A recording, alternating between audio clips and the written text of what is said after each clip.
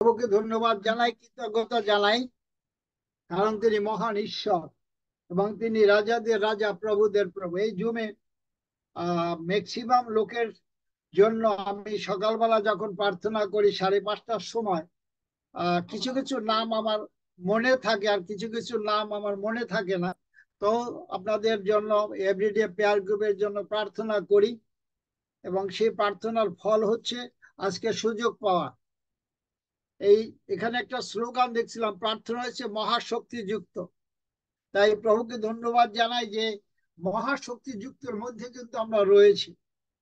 আর একটা মজার ঘটনা কি জানেন? আর একটা মজার ঘটনা হচ্ছে যে আপনি যতই অসুস্থ হন না কেন, আপনার স্ত্রী যদি আপনার পাশে থাকে, আমার স্ত্রী আমার প্রাইভেট ফিজিশিয়ান, সে আমার অবস্থা দেখে আমার সঙ্গে সঙ্গে ট্রিটমেন্ট দেয়।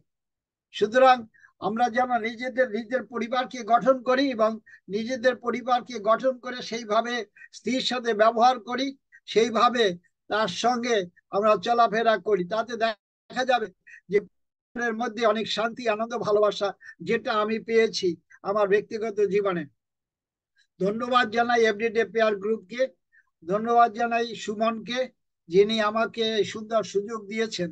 আমি জানি না 19 তারিখ লায়লা সরেন দিদি আমাকে বলেছেন সেদিন প্রচার করতে পারবো কিনা, আমি ঠিক জানি না। সুতরাং আমি জানি না সেদিনকার সুযোগ হবে কিনা।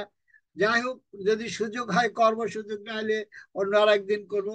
এবং ধন্যবাদ জানাই আহ রিপন দাস, যাকে আমি অনেক শ্রদ্ধা করি, অনেক ভালোবাসি, কারণ তার বাবার সাথে আমার অনেক আহ সৌজন্যমূলক সাক্ষাৎ ছিল আমাদের চার্চে। এবং স্মিথ অধিকারীর বিভিন্ন চার্চে তিনি প্রচার করে, অনেক বড় বড় সভায় তিনি প্রচার করেছেন। সেই বিশেষভাবে বুড়াবাড়ি এবং সবিকার পার বিভিন্ন বিভিন্ন জায়গায় তিনি প্রচার করেছেন। এই পরিবারটাকে আমি যথেষ্ট ভালোবাসি এবং প্রার্থনায় ধরে রাখি। তাই প্রভুকে ধন্যবাদ জানাই পরিবারের জন্য। একটি আমি এই পরিবারের নাম দিয়েছি লেবীয় পরিবার, কারণ ঈশ্বর তিনি লেবীয়দের বেছে নিয়েছিলেন সেই তার রাজত্বের মধ্যে। সুতরাং আমরা প্রভুকে ধন্যবাদ জানাই যে একটি পরিবারকে আমরা পেয়েছি এই জুমের মাধ্যমে। ঈশ্বর আপনাদের প্রচুর পরিমাণে আশীর্বাদ দান করুন। আমার আজকে যে মূল বিষয়, এখানে লেখা আছে উপবাস। আমরা উপবাস কাল যাপন করছি এবং এই উপবাস নিয়ে আমি কিছু কথা বলতে চাই। এবং উপবাস কি এবং কেন করব, কিসের উদ্দেশ্যে করব, কখন করব, কিভাবে করব, কেন করব, এটা অনেক প্রশ্ন রয়েছে। এবং উপবাসের অনেকগুলো ধারাও রয়েছে, অনেক ধারা। যেমন ব্রাদার অলসন, তিনি এক ধরনের উপবাস থাকতেন। আমাদের রেভারেন্ড গডফ্রে বারোই এক ধরনের উপবাস থাকেন এবং অনেকে অনেক ধরনের উপবাস থাকেন। তাই আমি অত প্রশ্নের মধ্যে আমি যেতে চাই না, কিন্তু আমার মূল বচন হচ্ছে উপবাস। আমরা বাক্যের দিকে এগিয়ে যেতে চাই। খ্রিস্টপূর্ব 50 শতকে পারস্য সাম্রাজ্যের সময় প্যালেস্টাইনে মারাত্মক খরা ও পঙ্গপালের সাংঘাতিক আক্রমণে সারা দেশে দিশেহারা হয়ে পড়েছিল। তখন জুয়েল ভাওবাদী এই আহ্বান করেছিল। কি আহ্বান করেছেন?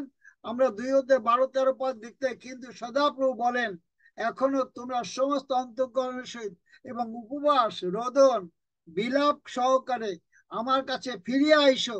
আর আপন আপন বস্ত্র না ছিঁড়িয়া অন্তর্করণ ছিল এবং আপনাদের ঈশ্বর সদাপুর কাছে ফিরিয়া আইসো, কেননা তিনি কৃপাময়, স্নেহশীল, ক্রোধীর ও দয়াতে মহান এবং অমঙ্গলের বিষয় তিনি অমঙ্গলের বিষয় অনুশোচনা করেন। একটু আগে আমি জন তালুকদার প্রচারটা শুনছিলাম। আমার কাছে খুব ভালো লেগেছে যে পোকাটা সেই সমরিয়া যে যে রাজ্যটা জোড়া ভাওবাদী প্রচার করতে গিয়ে সেই যা রাজ্যটা রক্ষা পেয়েছিল উপবাসের মাধ্যমে, আমার খুবই ভালো লেগেছে বিষয়টা।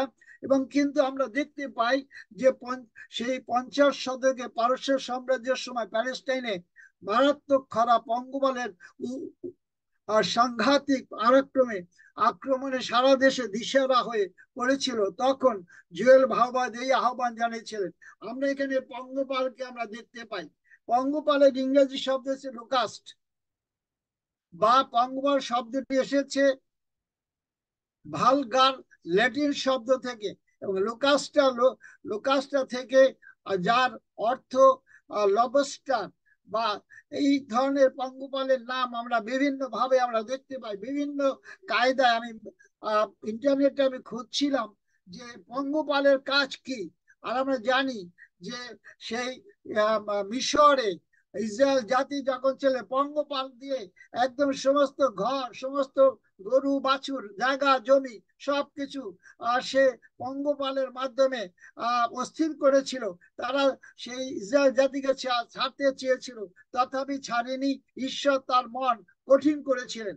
সে বিষয় আমার বিষয় না, কিন্তু এই যে এখানে জুয়েল ভাওবাদী তিনি সদাবু, কিন্তু সদাবু বলেন এখনো তোমরা সমস্ত অন্তঃকরণের সহিত এবং উপবাস রোদন বিলাপ সহকারে আমার কাছে ফিরে আইসো। উপবাস এবং রোদন, আমার মূল টার্গেট হচ্ছে উপবাস এবং রোদন। উপবাস সহকারে আমরা রোদন করতে পারি। উপবাস হচ্ছে আপনি মনে প্রাণে উজাড় করে দিয়ে, আপনি খাদ্যকে বর্জন করে আপনি প্রভুর সঙ্গে কথা বলতে পারেন, প্রভু আপনার কথা শুনেন। আমি একটু পরে সেদিকে এগিয়ে যাও। ঈশ্বর ডাইরেক্ট আপনার প্রার্থনা শোনেন এবং ডাইরেক্ট আপনার প্রার্থনার উত্তর ঈশ্বর তিনি দেন যখন আপনি উপবাস সহকারে প্রার্থনা করেন। আর জোয়েল ভাওবাদী তিনি সেই পঙ্গপালের হাত থেকে তিনি উপবাস রোদন বিলাপ সহকারে তিনি আমার কাছে ফিরে আইসো। এবং সেখানে তিনি অন্তঃকরণের সহিত আমাদের হৃদয়ের অন্তঃস্থল থেকে, হৃদয়ের একদম অন্তঃস্থল থেকে আমাদের সেই প্রার্থনা আমাদেরকে করতে হবে উপবাস সহকারে। উপবাস থাকলে আমরা অনেক মানসিক শারীরিক কষ্টের মধ্যে পড়ে যাই এবং আমরা অনেক সময় অনেক সমস্যার মধ্যে পড়ে যাই, কিন্তু সেই সমস্যা না। ঈশ্বর তিনি সেই সমস্যা থেকে রক্ষা করবেন যখন আমরা উপবাস করি কোনো জিনিসের জন্য। ব্রাদার অলসন, আমাদের ব্রাদার অলসন তাকে দেখতাম তিনি উপবাস করেন, এবং উপবাস করে তিনি যে কার্যগুলো করে গেছেন আমাদের চার্চে বা বাংলাদেশ অ্যাসেম্বলি অফ গডের চার্চে, যিনি যে কাজগুলো করে গেছেন তা কেউ করে যায়নি উপবাসের মাধ্যমে। তাকে দেখতাম দিনের পর দিন তিনি উপবাস করেছেন আমাদের জন্য, সংসদের জন্য।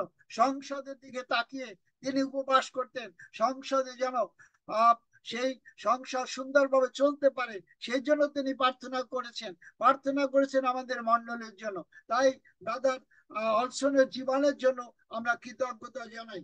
পরবর্তী পর্যায়ে আমরা যেতে চাই জুয়েল 2018-21 তখন সদাপ্রভু আপন দেশের জন্য উদ্যোগী হইলেন ও আপন প্রজাদের প্রতি দয়া করিলেন। আর সদাপ্রভু উত্তর দিলেন, তখন প্রজাদিকে কইলেন, দেখো আমি তোমাদের নিকট শস্য, দ্রাক্ষারস, তৈল প্রেরণ করিতেছি, তোমরা তাহাতে তৃপ্ত হইবে, এবং আমি জাতিগণের মধ্যে তোমাদেরকে আর টিটকারির পাত্র করিব না, বরং আমি তোমাদের নিকট হইতে উত্তর দেশীয় সৈন্য দূর করিব এবং তাকে শুষ্ক ধ্বংসিত দেশে তাড়াইয়া দিব। পূর্ব সমুদ্রের দিকে তাহার অগ্রভাগ ও পশ্চিম পশ্চিম সমুদ্রের দিকে তাহার পশ্চাৎভাগ ফেলিয়া দিব। আর তাহার সুগন্ধ উঠিবে ও প্রতিগন্ধ উঠিবে, কারণ সে মহৎ মহৎ কর্ম করিয়াছে।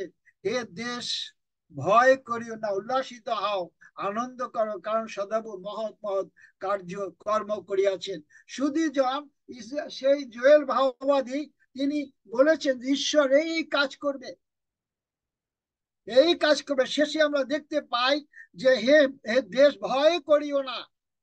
ভয় শব্দটা বাইবেলে 365 বার লেখা আছে, এবং ভয় করো না, উল্লাসিত হও, মানে আনন্দ করো, কেননা সদাপ্রভু মহৎ মহৎ কর্ম করিয়াছে আমাদের জীবনে। আমার জীবনে ঈশ্বর যে অদ্ভুত কাজ করেছেন আপনারা জানেন, যে আমার জীবনটা মৃত্যুর শয্যার সাথে লড়েছে। গত কয়েক মাস আগে যখন আমি আলমারাক হসপিটালে ভর্তি ছিলাম, আমি মৃত্যুর সঙ্গে পাঞ্জা লড়ছিলাম। আমাকে দ্বিতীয়বার যখন নিয়ে যাওয়া হয় সেই ওটিতে, আর তখন আমি আমার জীবনটা সম্পূর্ণ প্রভুর কাছে সমর্পণ করেছিলাম, এবং আমি ভেবেছিলাম বোধহয় আর আমি জীবিত অবস্থায় ফিরে আসতে পারবো না। কিন্তু ঈশ্বর, যিনি আমি যার সেবা করি, আব্রাহামের ঈশ্বর, ইসহাকের ঈশ্বর, ইসরায়েলের ঈশ্বর, আমার বাবার ঈশ্বর, যে ঈশ্বর সমস্ত পৃথিবীর সৃষ্টিকর্তা, যে ঈশ্বর সমস্ত পৃথিবীকে তিনি কন্ট্রোল করেন, তিনি জিহোবা রাফা, তিনি জিহোবা শালোম, তিনি জিহোবা মুকাদ্দিসকাম, তিনি জিহোবা এলোহাব, তিনি জিহোবা এলোহিনো, এল সাদাই এল রহি, তিনি তিনি লর্ডস অফ লর্ডস, তিনি কিং অফ পিস, তিনি পিস অফ পিস, তিনি অলমাইটি গড। সেই গড, সেই ঈশ্বর, যে ঈশ্বরের সেবা আমি করি, সেই ঈশ্বর তিনি আমাকে মৃত্যুর হাত থেকে রক্ষা করে বিভিন্ন জুমে তিনি আমাকে ব্যবহার করছেন। এটা আমার জীবনের একটা আনন্দ। সুসমাচার প্রচার করা আমার অনেক আনন্দ। আমি অনেক আনন্দ পাই যখন আমাকে সুসমাচার প্রচার করার জন্য ডাকে, আমি সেখানে আনন্দ পাই এবং আনন্দ সহকারে সুসমাচার প্রচার করি, কারণ এতে জীবন আছে। সত্যি কথা বলতে কি জানেন, সুসমাচার প্রচারে কিন্তু জীবন আছে। সেই জীবনটা কিন্তু আমি খুঁজে পেয়েছি। সেই জীবন আমাকে প্রভু দিয়েছেন সুসমাচার প্রচারে। সুতরাং আমি প্রভুকে ধন্যবাদ জানাই যে তিনি আমাকে সেই মৃত্যুর হাত থেকে তুলে নিয়ে আমাকে সুসমাচার প্রচারের সুযোগ দিয়েছে। তাই প্রভুকে ধন্যবাদ জানাই, কৃতজ্ঞতা জানাই। এবং এখানে দেখতে, হেদের ভয় করিও না। আমি ভয় করি না, মৃত্যুর ভয় আমি করি না। মৃত্যু আমাকে কিছু করতে পারবে না। প্রভু যীশু খ্রিস্ট যে পর্যন্ত আমাকে না নেয়, মৃত্যু আমাকে কিছু করতে পারবে না। মৃত্যুর কোনো ক্ষমতা নাই, মৃত্যুর কোনো ক্ষমতা নাই। আমি এই 23 সাল, 17 সাল থেকে এই 23 সালে কতবার যে মৃত্যু মুখে পতিত হয়েছি, এবং কতবার না আমাকে ডাক্তার নিয়ে গেছে মৃত্যু মুখে, আমাকে সে তাদের অতীতে নিয়ে মৃত্যু মুখে ফেলে দেওয়ার চেষ্টা করেছে। কিন্তু ঈশ্বর, তিনি জীবন্ত ঈশ্বর, আব্রাহামের ঈশ্বর, ইসহাকের ঈশ্বর, ইসরায়েলের ঈশ্বর, আমার বাবার ঈশ্বর, যিনি আমাকে সৃষ্টি করেছেন, তিনি আমাকে রক্ষা করেছেন। শুধু জানেন পিছনে যে কারণ ছিল, আমার স্ত্রীর উপবাস প্রার্থনা। আমার স্ত্রীর উপবাস প্রার্থনা, দিনের পর দিন সে উপবাস রয়েছে, দিনের পর দিন সে সুসমাচার প্রচার করেছে। আমি যখন ক্যান্সার হসপিটালে ভর্তি, পাশের রুমে সে সুসমাচার প্রচার করে, আমিও প্রচার করি। সুতরাং শুধু জন উপবাস নিয়ে যে কথাগুলো আমি বলছি, এখানে সেই উপবাসের কথা এখানে লেখা রয়েছে। জোয়েল ভাওবাদী তিনি বলছেন, উপবাস রোদন বিলাপ সহকারে আমার কাছে ফিরে আইসো। ঈশ্বর তিনি বলছেন জোয়েল ভাওবাদীকে যে উপবাস সহকারে তুমি আইসো, খামাখা এসো না। আমার কাছে যদি আসতে চাও, উপবাস সহকারে আসো, রোদন সহকারে আসো, বিলাপ সহকারে আইসো। আমি তোমাকে শান্তি দিব, আমি তোমাকে রক্ষা করব, আমি তোমাকে জীবন দিব, আমি তোমাকে শান্তি দিব। কারণ বাইবেল বলে, প্রভু যীশু খ্রিস্ট তিনি বলছেন, হে পরিশ্রান্ত ভারাক্রান্ত লোক সকল, তোমরা আমার নিকটে আইসো, আমি তোমাদেরকে বিশ্রাম দিব। পৃথিবীর ইতিহাসে এমন এমন কোন মহামানব জন্মগ্রহণ করেনি যিনি বলতে পারছেন, হে পরিশ্রান্ত ভারাক্রান্ত লোক সকল, তোমরা আমার নিকটে আইসো, আমি তোমাকে বিশ্রাম দেব, আমি তোমাকে শান্তি দেব। একমাত্র আমার যিশু, আমার যিশু, আমার যিশু, আমার যিশু একটা কথা বলেছেন, হে পরিশ্রান্ত ভারাক্রান্ত লোক সকল, আমার নিকট আইসো, আমি তাকে বিশ্রাম দেব।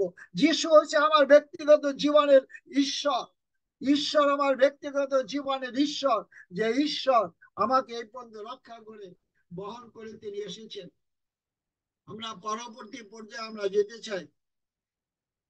নবগত নিঃস্বর, নবগত নিঃস্বর, বাবিল রাজ, বাবিল রাজ নবগত নিঃস্বর, তিনি জেরুসালেমকে আক্রমণ করলেন। আক্রমণ করে তিনি জিহুদীদের ধরে নিয়ে গেলেন বাবিলে, বাবিলে ধরে নিয়ে গেলেন। এবং জিহুদা যারা যারা দরিদ্র, তাদের তাদের শুধু রেখে গেছেন। কিন্তু এখানে নবগত নিঃস্বর তিনি জেরুসালেমের প্রাচীর তিনি দগ্ধ করেছিলেন, আমরা দেখতে পাই। জেরুসালেমের একটু পাঠ করি আমি। এই কথা শুনে আমি কিছুদিন বসিয়া রোদন ও শোক কইলাম। তাহারা অতিশয় দুরবস্থা গ্লানির মধ্যে রয়েছে এবং জেরুজালেমের প্রাচীর ভগ্ন ও তাহার দ্বারা সকল অগ্নিতে দগ্ধ রয়েছে। আমরা জানি নবুকদ্নেছর বাবিল রাজ পৃথিবীর ইতিহাসে সবচেয়ে বড় রাজা ছিলেন বাবিল রাজ। বাবিল নেই, বাবিল ধ্বংস হয়ে গেছে। তাদের তাদের সেই অহংকারের জন্য বাবিল আর নেই। কিন্তু এখানে আমরা দেখতে পাই যে বাবিল রাজ নবুকদ্নেছর তিনি সেই জিহুদীদের তিনি তাদের আটক করে নিয়ে গিয়েছিল বাবিলে। এবং আমরা দেখতে পাই বাবিল দেশে বন্দিত জেরুজালেমের পতন 586 খ্রিস্টপূর্বাব্দে। আমরা যে দ্বিতীয় রাজধানী 25 আমরা পাঠ করি 586 খ্রিস্টপূর্বাব্দে জেরুজালেমের পতন মধ্যে দিয়ে যে দক্ষিণে জিহুদা রাজার দুই গোষ্ঠী ভাগ্য নির্ণীত হয়ে যায়। নবুকদ্নেছর সেই বিজয়ী রাজা যিনি জিহুদার লোকদের বাবিল দেশে নির্বাসনে নিয়ে গিয়েছিলেন। জিহুদার ইতিহাসে এই বিয়ান্ত ঘটনা দিয়ে দ্বিতীয় রাজাবলীতে পাবেন পুরস্কৃত বিষয় বইগুলির মধ্যে বিষয় বুঝিবার সাহায্যের জন্য দ্বিতীয় রাজাবলী 25 আপনি পাঠ করবেন, তাহলে আপনি পাবেন। লক্ষণীয় অন্যভাবে বলা হলে পরবর্তী অধ্যায়গুলো ঈশ্বর মনোনীত লোকদের পদ বলতে জিহুদা ও ইসরায়েল নাম দিয়ে একই লোকদের বোঝানো হয়েছে। এবং নবুকদ্নেছর তিনি জিহুদীদের দখল করেছেন।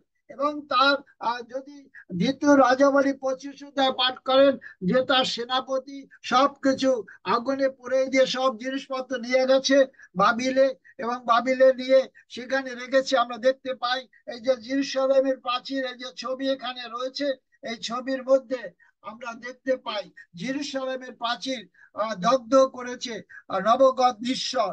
এবং তিনি জিহুদীদের ধরে নিয়ে গেছেন। কারণ ইসরায়েল জাতি আগেই আটক হয়েছে রাশিয়াদের মধ্যে দিয়ে, কিন্তু জিহুদীদের সেই নবুকদ্নেছর তিনি বন্দি করে নিয়ে গেছিলেন। 70 বছর সে বাবিলে বন্দি অবস্থার মধ্যে ছিল।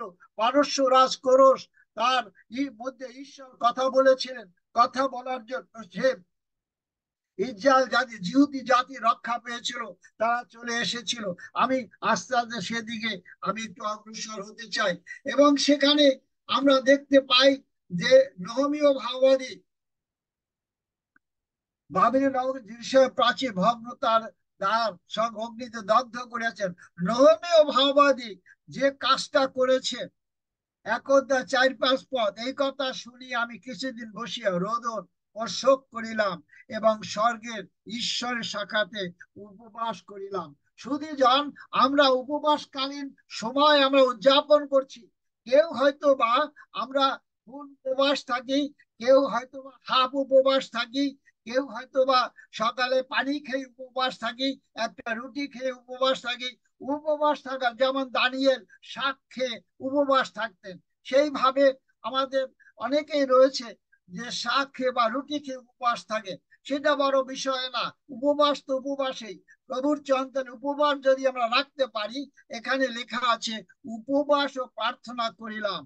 আমি কহিলাম বিনয় করি, হে সদাপুর স্বর্গের ঈশ্বর, তুমি মহান ও ভয়ঙ্কর ঈশ্বর। যারা তোমাকে প্রেম করে, তোমার আজ্ঞা সকল পালন করে, তাহাদের পক্ষে তুমি নিয়ম ও দয়া পালন করিয়া থাকো। এখন তোমার দাসের প্রার্থনা শুনিবার জন্য তোমার কর্ণ অবহিত চোখ উন্মোলিত হোক। এখন তোমার দাসের প্রার্থনা শুনিবার তোমার কর্ণ অবহিত ও উন্মোলিত সম্পত্তি আমি তোমার দাস ও ইসরায়েলের সন্তানগণের জন্য দিবারাত্র তোমার নিকটে প্রার্থনা করিতেছি এবং ইসরায়েলের সন্তানদের পাপ সকল স্বীকার করিতেছি, প্রার্থনা করিতেছি এবং ইসরায়েল সন্তানদের পাপ সকল স্বীকার করিতেছি। বাস্তবিক আমরা তোমার বিরুদ্ধে পাপ করেছি, আমি ও আমার পিতৃকুল পাপ করিয়াছি। নহমীয় ভাওবাদী যে প্রার্থনা করেছেন আপনারা দেখেছেন, সে নিজের জন্য প্রার্থনা করেছেন, তার পাপের তার পরিবারের জন্য প্রার্থনা করেছেন, তার জাতির জন্য প্রার্থনা করেছেন, এবং জাতি যে পাপ করেছে, তার পরিবার যে পাপ করেছে, নিজে যে পাপ করেছে, সে পাপের জন্য তিনি প্রার্থনা করেছেন যেন সে পাপের মোচন পায়। আর এখানে সেখানে লেখা আছে যে তার জাতির জন্য প্রার্থনা করতে পারেন। আমি একটু পাঠ করি 6 পদ। এখন তোমরা দাসের প্রার্থনা শুনিবার জন্য তোমার কর্ণ, তোমার চক্ষু উন্মোলিত হোক। সম্প্রতি আমি তোমার দাস ইসরায়েল সন্তানগণের জন্য দিবারাত্র তোমার নিকট প্রার্থনা করিতেছি, এবং ইসরায়েল সন্তানদের পাপ সর্ব স্বীকার করিতেছি। বাস্তবিক আমরা তোমার বিরুদ্ধে পাপ করিয়াছি, আমি আমার পিতৃপুরুষ পাপ করিয়াছে। শুধুজন যারা পিতৃপুরুষগণ ছিলেন তাদের জন্য প্রার্থনা করেছেন। আমি আমি মনে করি এই যে প্রার্থনা বিষয়ে শিক্ষা করা, তিনি যা বলেছেন, আমি আমার বাবা মারা গেছেন এবং আমি আমার পরিবারের জন্য প্রার্থনা করি, আমার আমার জাতি, আমার পরিবারের জন্য প্রার্থনা করি যে আমার বাবা সিয়ন দৌড়ি তার তার গোষ্ঠীর জন্য। কারণ দানেন দৌড়ি তিনি সেবক সমিতির সদস্য ছিলেন। দানেন দৌড়ি সে প্রিয়নাথ বৈরাগীর সাথে ছিলেন এবং তিনি গান রচনা করেছেন। কিন্তু তথাপি আমি জাতির জন্য পাপ স্বীকার করি। সমস্ত পৃথিবীর মানুষের পাপের ক্ষমা আমি চাই। 800 কোটি মানুষের পাপের ক্ষমা আমি চাই, যেন সমস্ত পৃথিবীর মানুষ পাপের ক্ষমা পায়, অনন্ত জীবন অধিকারী হয়। এবং যত পালক প্রচারক আছে, সব পালক প্রচারকের জন্য আমি প্রার্থনা করি, তারা যেন প্রত্যেকটা মানুষের কাছে যেতে পারে, সুসমাচার দিতে পারে, এবং সমস্ত পৃথিবীর মানুষ যেন পরিত্রাণ পায়, এবং সমস্ত পৃথিবীর মানুষ অনন্ত জীবনে প্রবেশ করে। কারণ প্রভুর বাক্য সম্পূর্ণভাবে প্রস্তুত করা যদি না যায়, প্রচার করা না যায়, তার আগমন বিলম্ব হবে। সুতরাং আমাদের দায়িত্ব রয়েছে আমরা যেন সুসমাচার প্রচার করি, এবং সুসমাচার প্রচার করে যেন মানুষের কাছে আমরা যাই এবং সুসমাচার প্রচার করি, তাদের আমরা নিয়ে আসি, এবং নিয়ে এসে আমরা তার সুসমাচার দেই যেন তারা পরিত্রাণ পায়। আর যত বেশি আমরা সুসমাচার প্রচার করব, যত বেশি মানুষের কাছে যাব, তত বেশি মানুষ পরিত্রাণ পাবে এবং যিশুর আগমন ত্বরান্বিত হবে। আমরা সবাই কিন্তু এক বাক্যে আমরা সকলে প্রভুর সঙ্গে মেঘযুগে মধ্য আকাশে যেতে চাই, এবং সেই নূতন আকাশ, নূতন পৃথিবী, নূতন জেরুসালেম মধ্যে আমরা থেকে কোটি কোটি বছর আমরা রাজত্ব করতে চাই প্রভু যিশু খ্রিস্টের সঙ্গে। সুতরাং আমাদের জীবনে সময় আছে পরিবর্তন হওয়ার। আমরা যেন পরিবর্তন হই, অন্য মানুষের কাছে সুসমাচার দেওয়া এবং প্রার্থনা করা, জাতির জন্য প্রার্থনা করা, পরিবারের জন্য প্রার্থনা করা। তাহলে ঈশ্বর তিনি আমাদেরকে আশীর্বাদ দান করবেন।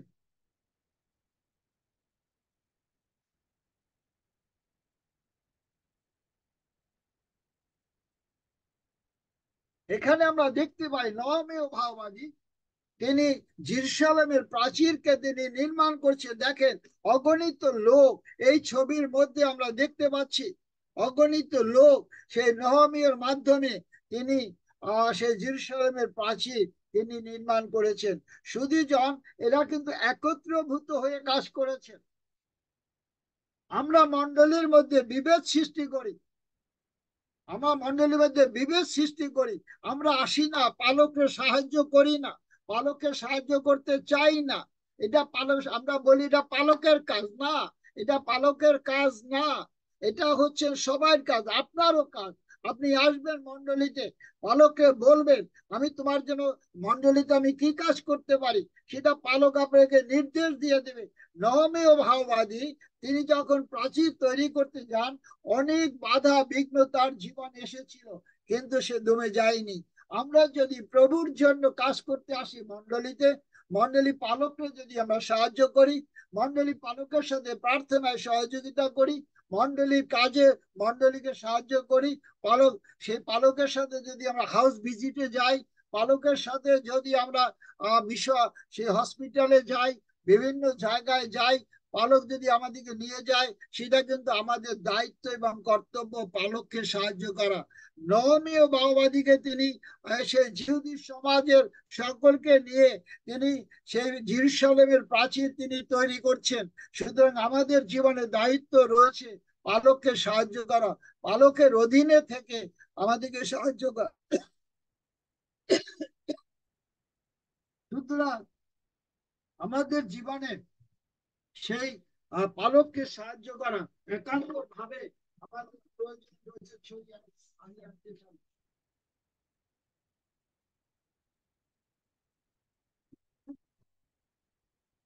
সুতরাং আমাদের পালক নহমীয় ভাবাদী তিনি নেতৃত্ব দিয়েছেন। আমাদের মন্ডলীতে নেতৃত্ব দান পালক, তার বিরুদ্ধে বচসা করার দরকার নাই। তার সাথে যদি আপনার মন না মিলে, আপনি যে কোনো উপায় হোক পালকের সাথে কম্প্রোমাইজ করেন। কারণ পালক ঈশ্বর কর্তৃক মনোনীত, ঈশ্বর তাকে আজ্ঞা দেন, রাত্রে তার সঙ্গে কথা বলেন, দিনে তার সাথে কথা বলেন। আমি দেখেছি আমাদের যে পালক রেভারেন্ড গডফ্রে বারোই, তার সঙ্গে ঈশ্বর কথা বলেন, সেগুলো আমাদের কাছে স্বীকার করেন, আমাদের কাছে শেয়ার করেন। সেটা আপনার পালক, আপনার চিন্তা বলে দেখবেন যে সেই পালকের সাথে ঈশ্বর কথা বলেন। সুতরাং আমরা পালকের সাথে সংযুক্ত হতে চাই। এইখানে আমরা তার পরবর্তী পর্যায়ে যেতে চাই। আমরা এখানে দেখি সেই নহমীয় 12:27 পদে এখানে জেরুজালেমের প্রাচীর প্রতিষ্ঠা উপলক্ষে লোকেরা লেবীয়দের সকল স্থানে গিয়া জেরুজালেমে আনিবার জন্য তাহাদের অন্বেষণ করিল, যেন করতাল নেবল বিনা বাদ্য সহকারে স্তব গান করিয়া আনন্দ সহকারে প্রতিষ্ঠা করে। জেরুজালেমের প্রাচীর যেটা দগ্ধ করা হয়েছিল, সেই দগ্ধ প্রাচীর তারা নির্মাণ করেছে। আমরা যদি দেখি, আর সেই নহমীয় ভাওবাদীর 12:27 পদে সেখানে আমরা দেখতে এটাকে নির্মাণ করা হয়েছিল, এবং নির্মাণ করার ফলে সেখানে আনন্দ ধ্বনি হয়েছিল। আমরা যদি পালকের সাথে সংযুক্ত হই, যে কোনো কাজ আমরা করি, তাহলে সেটা কিন্তু আনন্দজনক হবে। এখানে নহমীয় ভাওবাদী কিন্তু একা পারতেন না, সেই সমস্ত প্রাচীর ধ্বংস করে দেয়, ভাঙিয়ে দেয়, পুড়িয়ে দেয়। সেই নহমীয় পক্ষে একার পক্ষে সম্ভব ছিল না, যদি তার সঙ্গে লোকজন না আসতো। শুধু জন আমরা যদি নিজেদেরকে পৃথক রাখি, মন্ডলীর সাথে সংযুক্ত না রাখি, পালকের সাথে সংযুক্ত না রাখি, তাহলে মন্ডলীটা জিরো হয়ে যাবে। সুতরাং আপনি আপনার পালকের সাথে সংযুক্ত হন, মন্ডলীর জন্য চিন্তা করেন, কাজ করুন, ঈশ্বর আপনাকে আশীর্বাদ দান করবেন।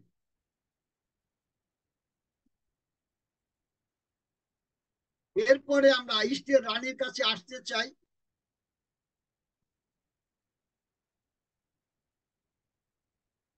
না, এইখানে আরেকটা ঘটনা রয়েছে।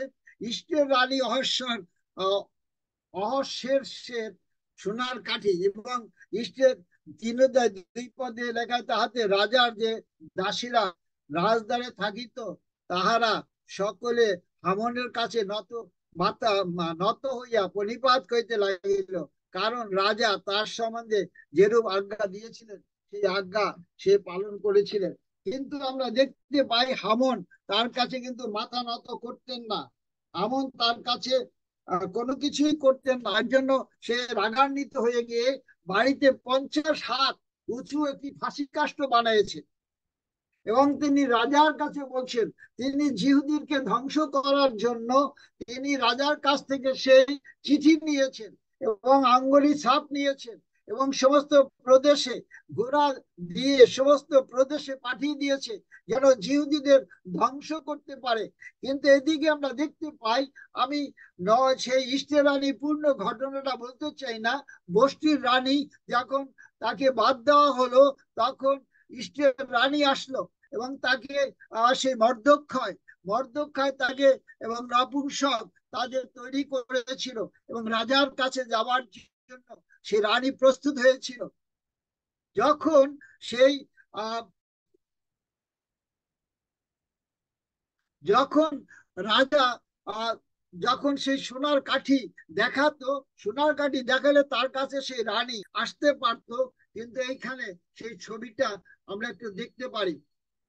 এইখানে দেখতে পাই যে সোনার কাঠি, সোনার কাঠি সেই স্ত্রী রানীকে দিল এবং তাকে অনুমতি দিল যেন সে রাজার সঙ্গে আলাপ করতে পারে।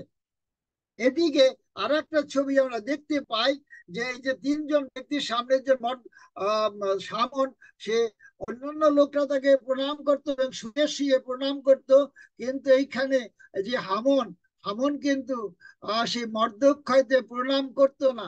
এবং সেই হামন খুব রাগান্বিত হয়েছিলেন এবং তিনি তাকে ফাঁসি কাস্টে ঝুলাবার জন্য প্রাণ করেছিলেন। কিন্তু একটা মজার ঘটনা, সেই মজার ঘটনায় আমরা লক্ষ্য রাখতে চাই। ইষ্টের সাথে নয় দরবার পরে রাজার সাথে উপস্থিত সর্বনা নামে এক নপুংসকের, দেখুন, যে মর্দকায় মহারাজের পাশে হিতশঙ্কর সংকল্প হিতজনক সংবাদ দিয়াছিলেন, তাহার জন্য হামন 50 হস্ত উচ্চ ফাঁসি কাষ্ঠ প্রস্তুত করিয়াছে, তা হামনের বাড়িতে স্থাপিত হইয়াছে। রাজা কহিলেন, তাহাই উপরে তাহারি তাহারির উপরে ইহাকে ফাঁসি দাও। তাহাতে হামন মর্দক্ষার জন্য যে ফাঁসি কাষ্ঠ প্রস্তুত করেছিল, লোকেরা তাহার উপরে হামনকে ফাঁসি দিল। তখন রাজা ক্রোধ প্রশমিত হইল। এইখানে যে ঘটনাটা কিন্তু আমরা দেখতে পাই একটি মজার ঘটনা, একটি আহ হৃদয় বিদারক ঘটনা। কারণ সেই যে হামন, হামনকে কিন্তু সে প্রতিপাদ, এখানে আপনি একটা ছবি দেখতে পাবেন। এইখানে যে হামন এইখানে দাঁড়িয়ে আছে, মর্দক্ষা এখানে দাঁড়িয়ে আছে, অন্যান্য লোকেরা এই হামনের উবুর হয়ে পড়েছে, আর মর্দক্ষায় এইখানে দাঁড়িয়ে রয়েছে। এবং এই তখন আর হামন খুব রাগান্বিত হলেন এবং তাকে ধ্বংস করার জন্য চেষ্টা করলেন এবং সমস্ত রাজ্যে চিঠি পাঠাইয়া দিলেন। কিন্তু এই ঘটনা সেই ইস্টের রানী তার লোকদের কাছ থেকে শুনেছিলেন এবং হামন মর্দক্ষায় তার লোকদের কাছ থেকে শুনেছিলেন। এবং সেই রানী, ইস্টের রানী, সে সে মর্দক্ষয়কে বলেছিলেন, তুমি যাও 3 দিন আমার জন্য আমার জন্য উপবাস করো, আমার জন্য উপবাস করো, আমার জন্য প্রার্থনা করো, আমার জন্য ঈশ্বরের কাছে ক্রন্দন করো, আর ঈশ্বর তিনি আমাদেরকে রক্ষা করবেন। সেখানে প্রথম অধ্যায়ে আমরা দেখতে পাই ইস্টের রানীর ঘটনার মধ্যে দিয়ে আমরা দেখতে পাই তিনি উপবাস করেছিলেন এবং তার লোকদের নিয়ে তিনি উপবাস করেছিলেন।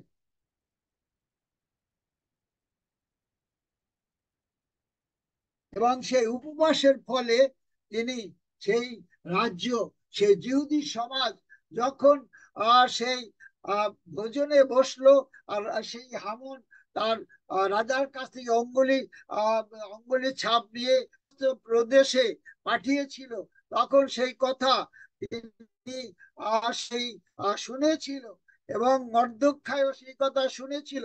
আর মর্দক্ষায়কে তিনি ডেকেছিলেন, ডেকে তিনি বললেন, 3 দিন তোমরা উপবাস থাকো, কিছু খাবা না, কিছুই করবা না, শুধু উপবাস থাকো, আমার জন্য প্রার্থনা করো। আর আমার যে লোকেরা রয়েছে আমরা তাদের নিয়ে প্রার্থনা করব। তোমরা জিহুদি সমাজকে বলো তারা যেন 3 দিন উপবাস করে এবং 3 দিন ঈশ্বরের সাক্ষাতে নত হয় এবং তার যে জানুপাতে এই কথা তুমি সব জায়গায় তুমি প্রচার করে দাও। আর তখন রাজা, এই ঘটনা ঘটেছিল, সে স্ত্রীর রানী একটি ভোজ প্রস্তুত করেছিল। সেই ভোজ প্রস্তুত করার ফলে তিনি সেই ভোজের সময় তাকে বলেছিলেন, রাজ্যের অর্ধেক যদি হয় আমি তোমাকে অর্ধেক দিয়ে দেবো, কিন্তু তুমি কি চাও? আর তিনি বলেছিলেন, আমার আমি কিছুই চাই না, আমার জাতিকে হত্যা করার জন্য, শেষ করার জন্য হামন চেষ্টা করছে। আর আমরা জানি যে সেই রাজা, আরো তাকে বলা হতো রাজাকে, যে হামন মর্দক্ষার জন্য একটি 50 হস্ত সেই ফাঁসি কাষ্ঠ তৈরি করেছে। আপনি তখন রাজা আদিত্যনাথ সেই হামনকে সেই 50 হস্ত সেই ফাঁসিতে তুমি ঝুলাইয়া দাও। এবং তারা সেখানে ঝুলিয়ে দিয়েছিল মর্দক্ষয়কে। শুধুজন, এখানে আমরা দেখতে পাই যে এখানে ইস্টের রানী উপবাস করেছিলেন এবং মর্দক্ষয় তিনি উপবাস করেছিলেন।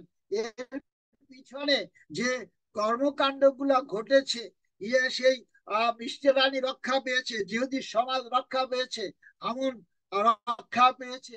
এর পিছনে মূল বিষয় হচ্ছে উপবাস এবং রোদন এবং ক্রন্দন। উপবাস হচ্ছে রোদন এবং ক্রন্দন।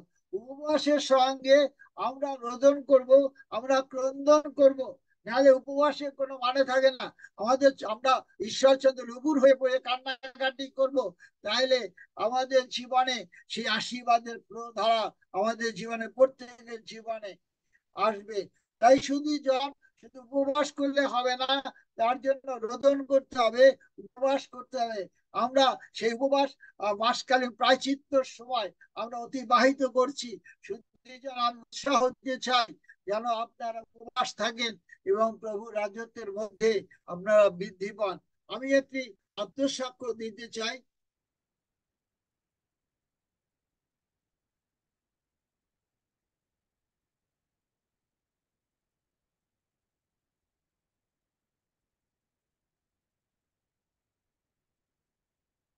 আমি ফাইলটা দেখছি না, যাই হোক, আমি যে আত্মসাক্ষ্যটা দিতে চাই। 90 দশকে, 90 দশকে আমার বাবা ধামসার ব্যাপটিস্ট মন্ডলী 35 বছর সে সম্পাদক ছিল এবং স্কুলে জয়পুর সুন্দরী টিচার ছিল। সে ওই পরিচর্যা করতে করতে করতে করতে সে অসুস্থ হয়ে পড়ে এবং আমরা তাকে নিয়ে আমরা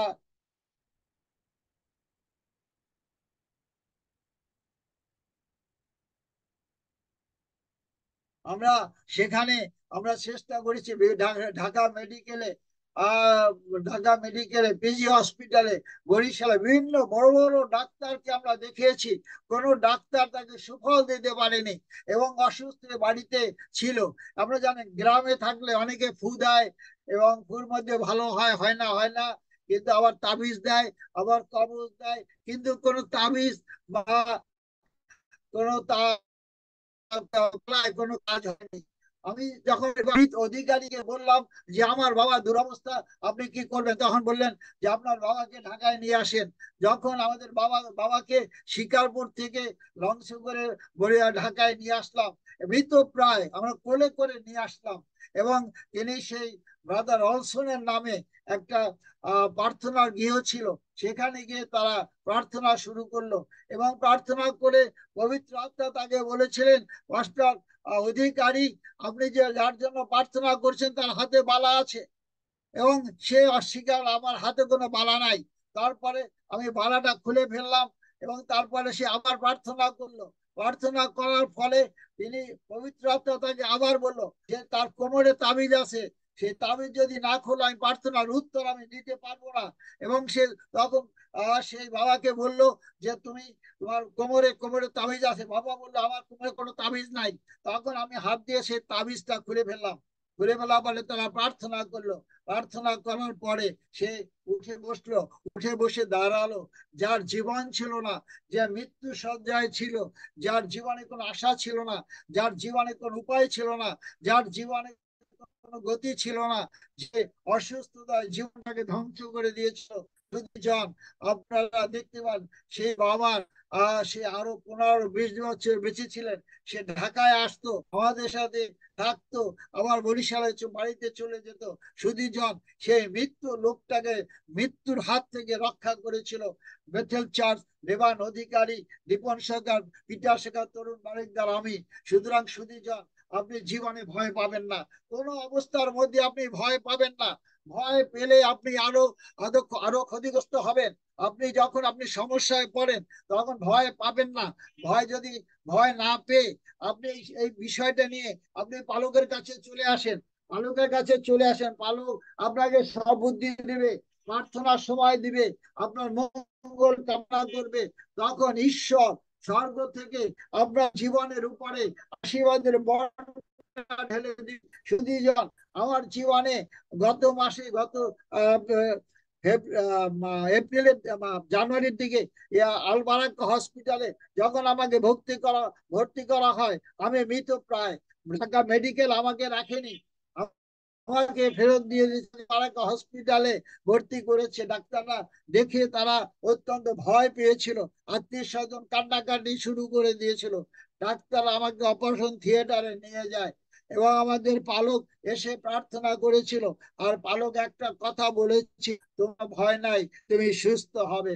পবিত্র আত্মা তার মধ্যে দিয়ে কথা বলেছিল, পবিত্র আত্মা তাকে সাহায্য করেছিল। শুধু জন, আপনি যে কোনো সমস্যার মধ্যে আপনি পড়ুন, পবিত্র সেই পালকের কাছে আপনি আসুন।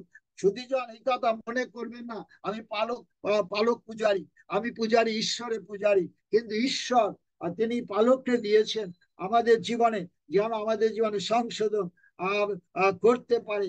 আমি আমার জীবনে যখন কোনো ভুলে আমি যেতে চাই, ভুল হয়, ভুল হলে আমি যখন তখন যাই, পালক আমাকে অনেক মন্দ কথা বলে যে তুমি এই কাজগুলা করে ভালো করো নাই, তুমি বোকার মতো কাজ করেছো, এবং সে আমার জন্য প্রার্থনা করে। এইভাবে আমরা যদি প্রভু সন্তানদের কাছে আসি, যখন আমরা উপস্থিত হই, আমাদের ব্যক্তিগত জীবনের সমস্যা আসে, সেই সমস্যা থেকে মুক্তি পাওয়ার জন্য যেন আমরা প্রভুর কাছে আসি। তাই সুধীজন, আমি আর সময় বাড়াতে চাই না, অনেক সময় হয়ে গেছে। তাই সুধীজন, আসুন এই প্রাচীন আমরা প্রভুর কাছে আসি, প্রভুর সঙ্গে জীবন যাপন করি, যেন উপবাস থাকি এবং প্রভুর সঙ্গে। কারণ উপবাস থাকলে জীবনে জীবনে সবকিছু পাওয়া যায়। শুধু উপবাসটা, তার সাথে রন্ধন করতে হবে, চোখের জল ফেলতে হবে, এবং আমাদের জীবনকে প্রভু আমাদেরকে রক্ষা। কারণ বাইবেল বলে ভয় করিও না, বেকুল হইও না, আমি তোমার ঈশ্বর, আমি তোমাকে ধার্মিকতা দক্ষিণ হস্ত দ্বারা ধরিয়া রাখিব। এই প্রতিজ্ঞা তিনি করেছেন। এই প্রতিজ্ঞার পরিপ্রেক্ষিতে ঈশ্বর আপনাকে ধরে রাখবেন। সুধীজন, আমি আজকে অসুস্থ অনুভব করছিলাম। আমার যে প্রাইভেট ফিজিশিয়ান পাস্টার জুলিয়েট দেউরি, তিনি আমাকে সেই বিভিন্ন ওষুধ দিয়ে তিনি আমাদেরকে সাহায্য করেছেন। তাই সুধীজন, আপনি আমার নিকটতম পালকের কাছে যান এবং পালকের কাছে গিয়ে সমস্ত কথা বলেন। যে পাপই করেন না কেন, পালকের কাছে স্বীকার করলে সেই পাপ সে অন্য কেউ। আমাদের পালক, যদি আমি গিয়ে আমি বলি আমি এই পাপ গুলো আমি করেছি, আর তিনি সেই পাপগুলো নীরবে সহ্য করে আমাকে প্রার্থনা করেন, সেই পাপ অন্য কেউ কাছে বলে না, সেই পাপ অন্য কেউ কাছে বলে না। তাই সুধীজন, আমরা আসুন আমাদের নিজেদের জীবনকে গঠন করি এই প্রায়চিত্ত কালে, যেন প্রভুর কাছে উপবাস এবং রোদন এবং জল দিয়ে প্রার্থনা করি। সেই বোনের কথা আমার মনে পড়ে। সেই বোন প্রভু যীশু খ্রিস্টের পা তার চোখের জল দিয়ে ধুয়ে দিয়েছিলেন, মাথার চুল দিয়ে মুছিয়ে দিয়েছিলেন, এবং তিনি বলেছেন তোমার শান্তিতে তুমি চলে যাও। তাই শুধু আমরা যখন প্রভুর কাছে আসি, প্রভু আমাদেরকে ফেলে দেন না, কোনো অবস্থার মধ্যে ফেলে দেন না। যদি ফেলে দিতেন, আমি মরে যেতাম, আমার কোনো উপায় ছিল না। দ্বিতীয় শুনে পদযাত্রী ছিলাম, আর আমার জীবন আজকে মাটির নিচে করে থাকতো। কিন্তু প্রভু, তিনি আমাকে রক্ষা করেছেন। একাগ্র ভাবে প্রভুর কাছে ফিরে আসুন, প্রভু আপনাকে রক্ষা করবেন এবং উপবাস করে। আমি ধন্যবাদ দিতে চাই সুমন ভাইকে, তিনি আমাকে সুযোগ দিয়েছে, ধন্যবাদ জানাই। 19 তারিখ 16 বলেছেন জানি না, সেদিন আপনাদের সকলকে আশীর্বাদ করুন। বাক্যগুলো মনে রাখবেন, বাক্য যদি মনে না রাখেন এখান থেকে চলে যাবেন আর বাক্য ভুলে যাবেন, তাহলে সেই বাক্য আশীর্বাদ প্রচুর পরিমাণে বাক্য আপনার হৃদয়ে ধারণ করতে হবে, মুখস্থ করতে হবে, মুখস্থ করতে করতে যেতে হবে। প্রভুর বাক্য আপনাকে রক্ষা করবে, প্রভুর বাক্য আপনাকে পথ দেখাবে, প্রভু আপনাকে সঞ্জীবিত করবে, প্রভুর বাক্য আপনাকে স্বর্গে নিয়ে যাবে, প্রভুর বাক্য আপনার জীবনকে সম্পূর্ণ পরিবর্তন করবে। সুতরাং আসুন আমরা প্রভুর সাথে আসক্ত হই, প্রভুর সঙ্গে জীবনযাপন করি, এবং প্রভু আমাদের জীবন ঈশ্বর। এই বলে আমি শেষ করি। আমি ধন্যবাদ জানাতে চাই কর্তৃপক্ষকে, যারা আমাকে সুন্দর সুযোগ দিয়েছেন। জয় যিশু।